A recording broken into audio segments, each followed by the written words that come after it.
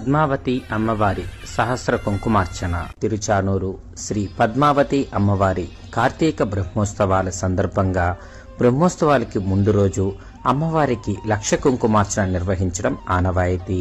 ఇందులో భాగంగా మా ఇంటి గృహలక్ష్మి అయినటువంటి శ్రీ పద్మావతి అమ్మవారికి కూడా సహస్ర కుంకుమార్చన నిర్వహించడం జరిగింది. కుంకుమార్చనతో ప్రారంభమైన మా ఇంటి అమ్మవారి బ్రహ్మోత్సవాలు 9 రోజుల పాటు వివిధ వాహన సేవలను నిర్వహించుకొని చివరి రోజు పుష్పయాగంతో అమ్మవారి బ్రహ్మోత్సవాలు నిర్వహించుకుంటాము.